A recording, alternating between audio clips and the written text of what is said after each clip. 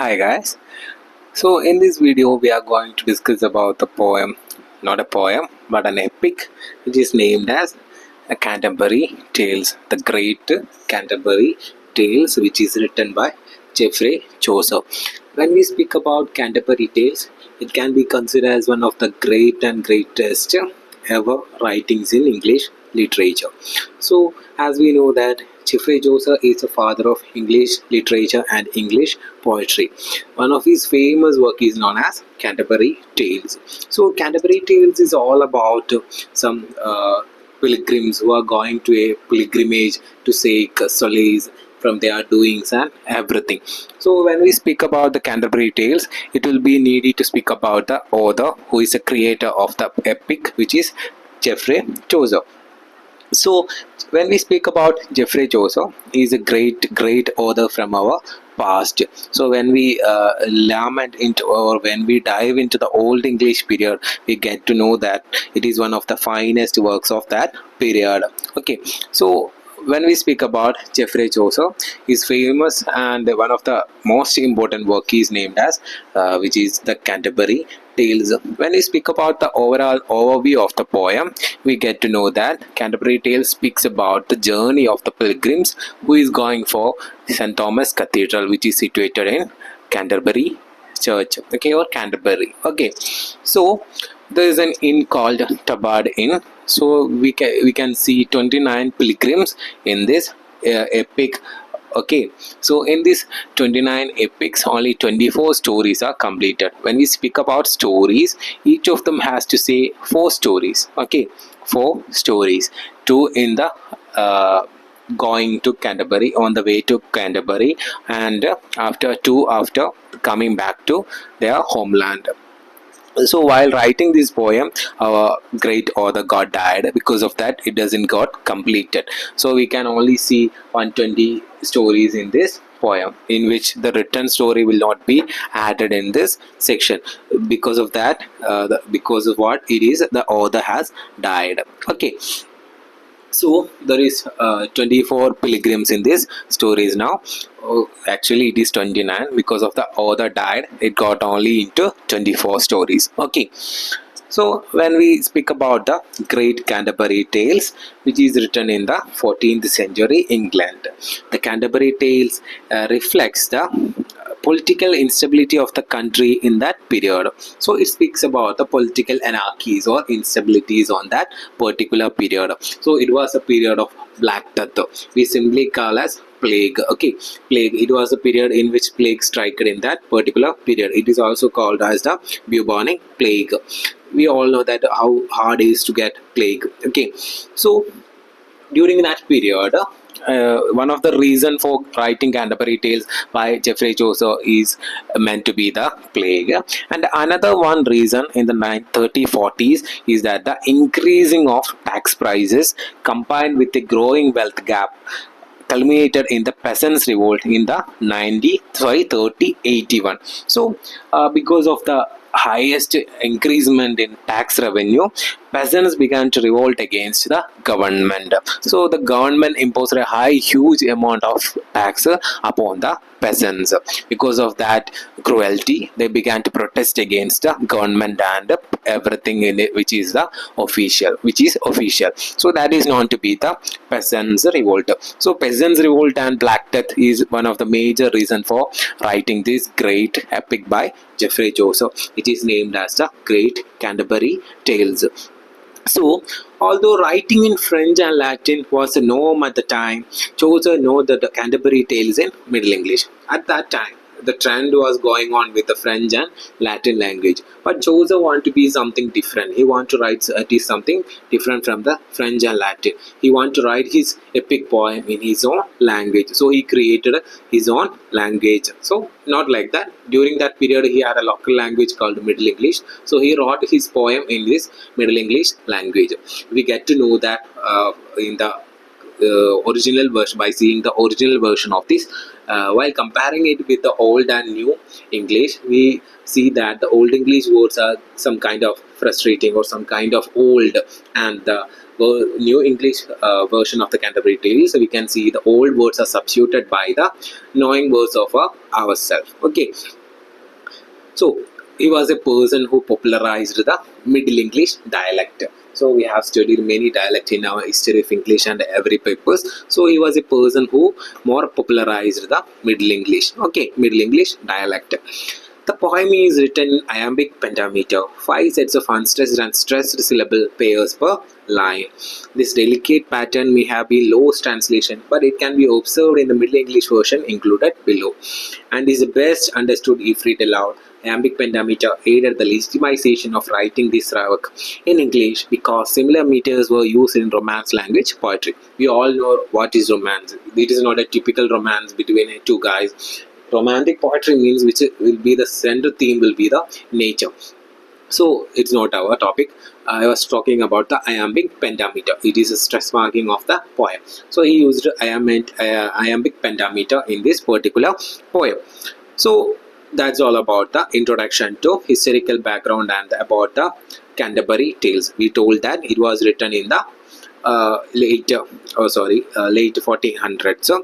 So not 1400s. So in the during that period. Okay, it was meant to be told by the pilgrims, that is 4 stories, but because of the author died in 1400, it was the period in which Chaucer had died. Okay, so because of that he got cancelled the returning of the pilgrims. So in all, in a broader sense, we can see that Canterbury Tales is a story told by a bunch of pilgrims, which is 29, and in our sense it is 24 because it doesn't got completed. So it is a story told by 24 pilgrims on their way to St. Thomas Cathedral. Okay, to visit the St. Thomas Bucket. He was a holy saint in the St. Thomas Cathedral. Okay, they were going to meet him and to find the solace from them. So that is the background of this poem. We can see characters from the every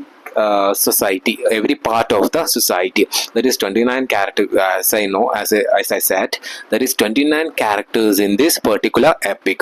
They belongs to 29 different areas of the society. It belongs parson and like oxen, cook, miller, franklin, physician, plowman, law, like that. 29 peoples are in this. Okay, in this epic.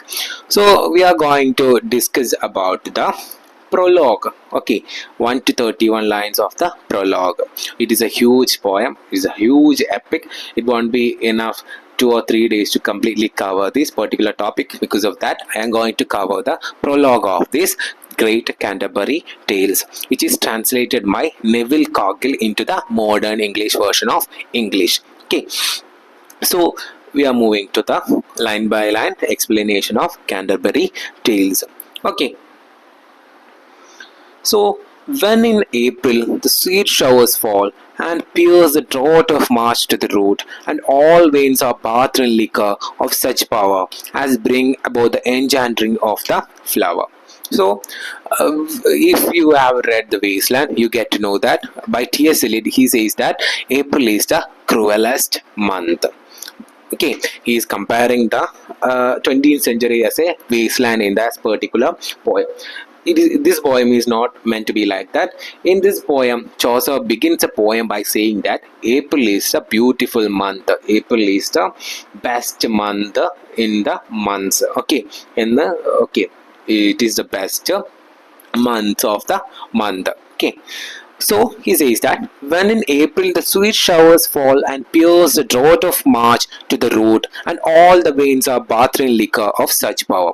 So April is the season in which the spring season arrives. Okay, after the heavy drought of March or the after heavy summer, the which season comes? The spring season comes with a showering of rain. Okay, so it gives a pleasure, immense pleasure to the land and every human being or the non-animal beings, animal beings in this world. So it brings a solace or kind of attraction or kind of new life to the those who are dead, already dry and dead in this world because of this heavy summer. So he says that when in the April sweet showers fall and pierce the drought of March the root, when the spring season arrives, it swipes away, it moves away the heavy drought of March. Until that moment, it was a heavy period of summer. Okay, when in the spring season arrives, it arrives with a small showers of rain to the land. Because of that, it gives an immense new life to the plants and everything on that floor. Okay, so it discloses or it ends the summer season by the arrival of this spring season, and all the veins are bathed in liquor of such power as brings about the enchanting of the flower. And it liquors the shower of this spring season. Liquor means simply means water here. It liquors the power as brings about the enchanting of the flower. It liquors, it waters, the spring season waters the roots of this plant, a particular plant in that area, or particular plant or dry plant in this land. Okay, so it waters the land as brings about the enchanting of the flower. So it begins, it gives a new life to the flower. As it brings life to the roots, it becomes a flower by the plant. Okay, so the poet is talking about the spring season or the arrival of spring season in these 4 lines.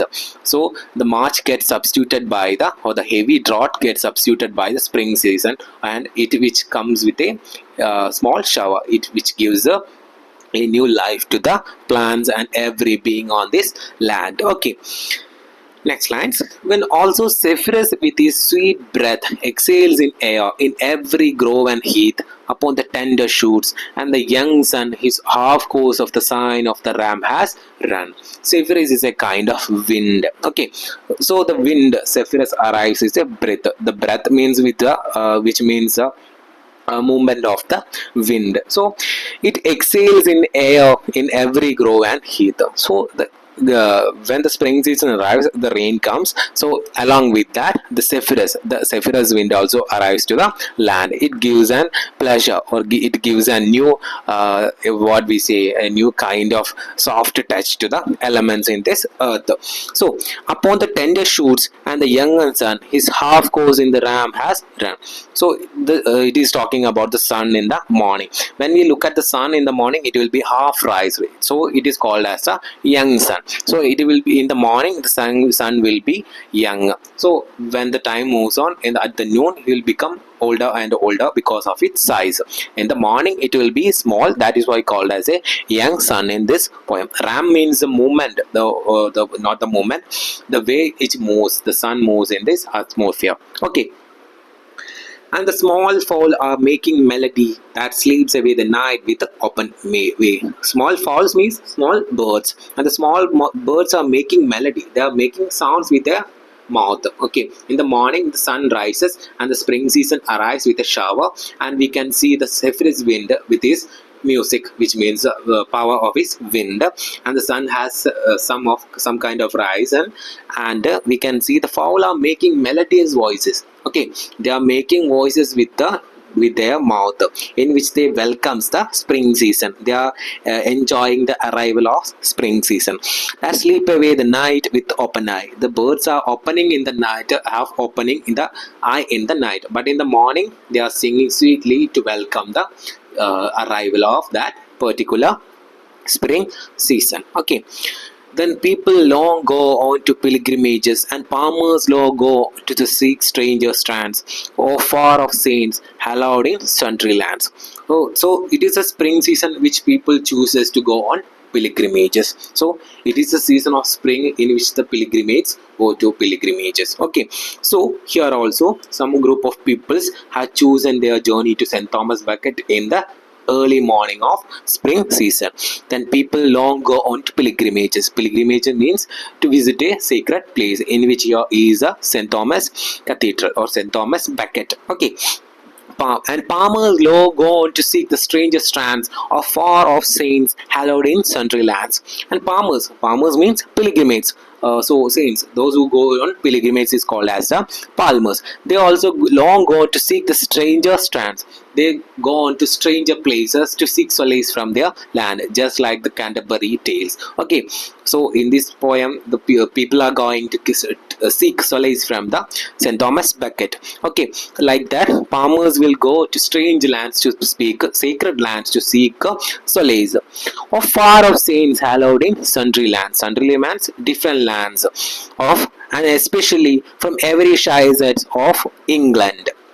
So in this Canterbury Tales, we can see characters from every parts of England society. Okay, in this journey to Canterbury, there is 29 characters, as I said. So, but they are belongs to different categories, different castes, different professions of the English society. Okay, so they belongs to sundry lands, different lands, and especially from every shires, and shire means places. Okay, they belongs to different places of England. And down to Canterbury they went to seek the holy blissful martyr. So these 29 sacred mans or sacred pilgrimages are going for Canterbury. Their aim is to reach Canterbury. For what? To seek the holy blissful martyr, to seek the blessings of the martyr St. Thomas Becket. They are going to visit the or they are going to get the solace of St. Thomas Becket from St. Thomas Cathedral. Okay, so these they are going to St. Thomas Becket in Canterbury. Okay, to give him help to them when they were sick. It happened in that season that one day in Southwark at the Tabard, as I lay ready go to on pilgrimage and start for Canterbury, most devout at heart. So it happened in that season that one day.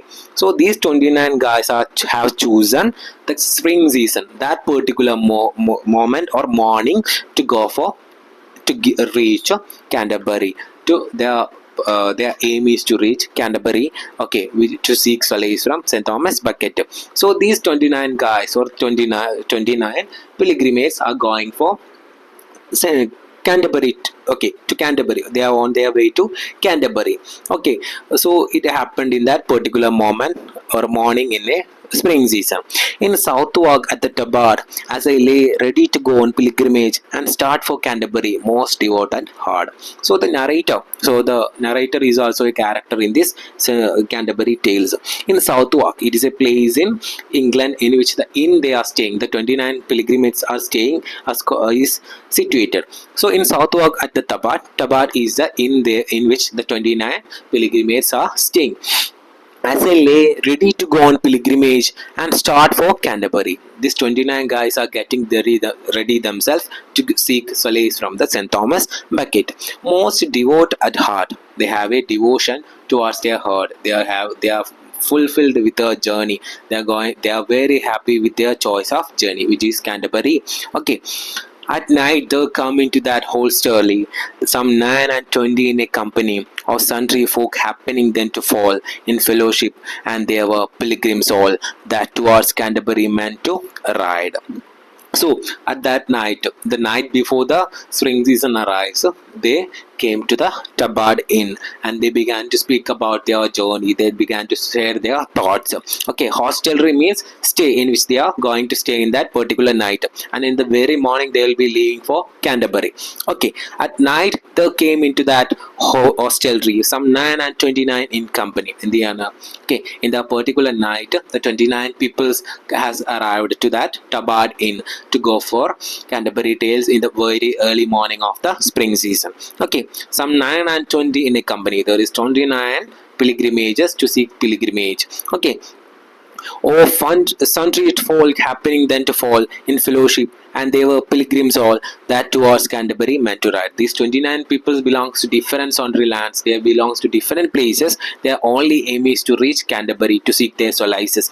Okay, so in fellowship, and they were pilgrims all that towards Canterbury meant to ride. Their only aim is to reach Canterbury. Their only goal and aim is to reach Canterbury in the morning. So in the morning they will be leaving for Canterbury to visit the great St. Thomas Becket Church. Okay, the rooms and stables of the inn were wide, and the narrator is saying about the Tabard Inn and the situation or the atmosphere of that Tabard Inn. It was huge. There is a lot of space to accompany these 29 guys. They made us easy. All was of the best. And briefly, when the sun had gone to rest, I had spoken to them upon the trip. So when the night falls, the narrator began to speak with the 29 pilgrims of this St. Thomas, Canterbury Tales. Okay, so we can simply see that in these 39 lines, it simply introduces the journey of these 29 pilgrimages to Canterbury Tales. Okay, when the poem ends, he says that the narrator had spoken with the 29 pilgrimages when the night arrived. So in the morning, they'll be leaving for Canterbury Tales. Okay, so this is the summary and analysis of the prologue from the lines 1 to 31. Okay, hope you understand the video. Thank you.